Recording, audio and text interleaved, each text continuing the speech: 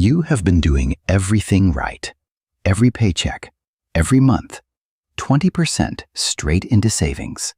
Disciplined, consistent, responsible. And you are still behind. Not because you are bad with money, not because you did not try hard enough, because the rule you have been following was never designed for you. The 20% rule was built in a world where your employer funded your retirement, where you stayed at one company for 30 years, where inflation was predictable, healthcare was affordable, and a pension was waiting at the end. That world is gone. But the rule is still being handed out as if it is not. So here is the question this video is going to answer. Why is saving 20% bad advice? Because a rule designed for a 25-year-old in a different economy is not just unhelpful at 44, it is actively keeping you behind. Stay with this one. Because the second problem, the one about what a percentage actually tells you, is the reason so many disciplined savers end up exactly where Tom ends up. And you will not want to be Tom. 3 problems with the rule everyone told you to follow. The first problem. The 20% rule was designed for a 25-year-old. Before we go any further, let me introduce you to the 2 people at the center of this. The first is Tom. Tom is 44, marketing director in Chicago, earns $90,000 a year. Tom has followed the 20% rule since he first heard it. Every year, no exceptions. Tom feels responsible. Tom feels like he is doing the right thing. Tom currently has $180,000 saved. The second is Claire. Claire is also 44, operations manager, also earns $90,000 a year. Claire never followed the 20% rule, not because she was reckless, because she asked a different question. Claire currently has $310,000 saved. Same age, same income, same starting point. A $130,000 gap. Keep both of them in mind, because this gap does not come from Claire earning more, spending less, or getting lucky. It comes from one difference in how they each think about saving. First, why the rule itself is the problem. The 20% rule was built on 3 assumptions. 1. Your employer contributes to your retirement.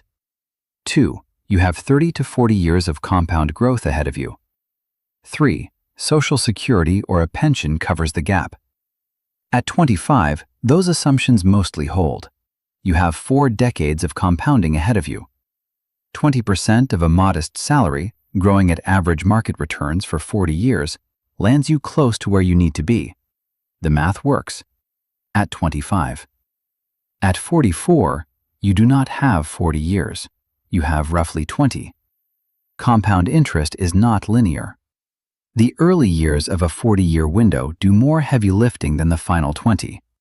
If you missed those early years, and most mid-career professionals did because life got in the way, 20% of your salary today does not fill that gap. It maintains it. Now make this personal for a moment.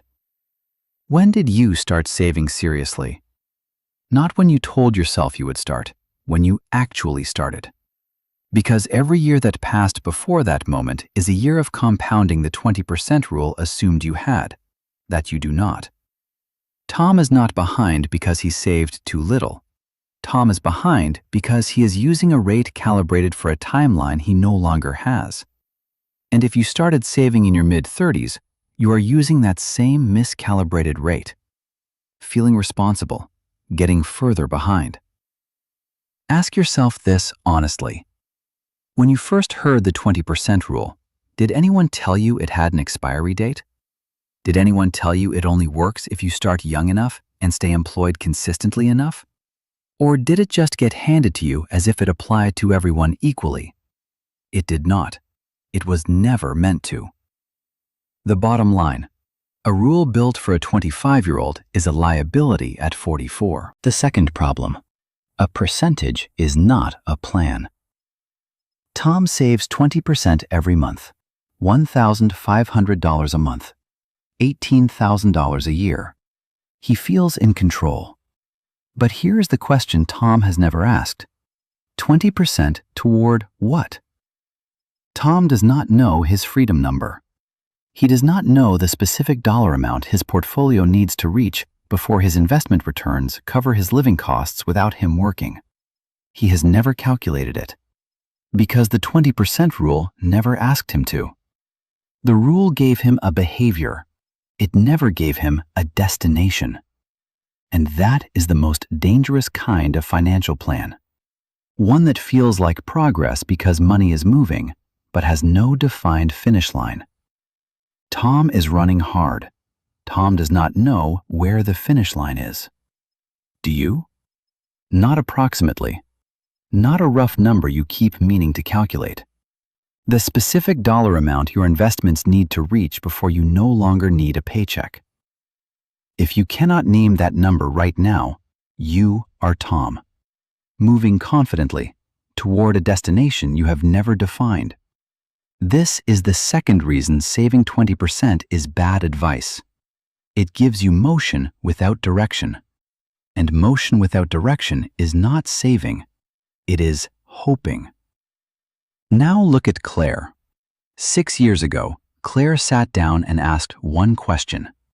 What is the specific number my portfolio needs to reach so that a 4% annual withdrawal covers everything I need to live? Claire's annual living costs, $60,000. Her freedom number, $1,500,000. That is the point at which a 4% return on her portfolio, $60,000 a year, covers her life without touching the principal. Once Claire had that number, everything changed. She stopped thinking in percentages. She started thinking in distance. At 38, with $80,000 saved, Claire was $1,420,000 away from her freedom number. She calculated exactly what monthly contribution, combined with average market returns, would get her there by 62. The answer was not 20%. The answer was 34%. So Claire saved 34%. Not because a rule told her to, because the math told her she had to. The 20% rule gives you a behavior without a destination. A freedom number gives you a destination and works backward to find the behavior you need. One of those is a plan. The other is a habit dressed up as a plan. Here is what that means for you. Right now, today, you either know your freedom number or you do not. If you do not, every dollar you save is going into an account with no specific job to do. It is just accumulating, not closing a defined gap, not targeting a defined outcome, just sitting there, making you feel better about a future you have never actually calculated. That changes tonight. The lesson. Saving without a destination is not discipline. It is expensive optimism. The third problem. The rule has never seen your actual gap. Tom is 44. He has $180,000 saved. Let us run his numbers honestly. Tom earns $90,000 a year. His annual living costs are approximately $60,000. His freedom number, using the same 4% rule as Claire, is $1,500,000. Tom currently has $180,000. Tom is $1,320,000 away from his freedom number. At his current savings rate of $18,000 a year, assuming a 7% average annual market return, Tom reaches his freedom number at age 71. 71. Not because Tom is irresponsible, because Tom is following a rule that was never designed to account for the gap he actually has. Now look at Claire. Claire is 44. She has $310,000 saved. At her savings rate of $30,600 a year, 34% of $90,000, and the same 7% market return assumption, Claire reaches $1,500,000 at age 59. Tom, free at 71, Claire, free at 59. Same age, same income, same freedom number. 12 years apart. 12 years! Not because Claire is smarter than Tom, not because she earns more, because she stopped following a rule that could not see her gap and started calculating it herself. Now here is the question you need to sit with. If you ran your own numbers right now, honestly, with your actual savings, your actual expenses, your actual freedom number, what age would you land on? Most people do not run those numbers because they are afraid of the answer. But the answer exists whether you look at it or not. And every month you spend following a rule that cannot see your specific gap is a month you are not closing it. Here is where people stop me and say, I cannot save 34%. That is not realistic for my life. Maybe it is not. Maybe your number is 28%. Maybe it is 31%. That is not the point. The point is that you cannot know your number until you know your gap. And the 20% rule will never show you your gap. It will just keep making you feel responsible while the distance quietly holds. Your gap is unique to you. Your timeline is unique to you. Your freedom number is unique to you. A generic percentage cannot account for any of it. Tom will keep saving 20%. He will feel responsible every single month. And at 65, he will open his portfolio statement and find that responsible was not the same as ready. Do not be Tom at 65. Be the person who ran the numbers at 44 and changed the plan while there was still time to change it. The truth. The right savings rate is not 20%. It is whatever your gap demands. The closing. 4 steps starting today. So here is the answer, and the 4 steps you take starting today.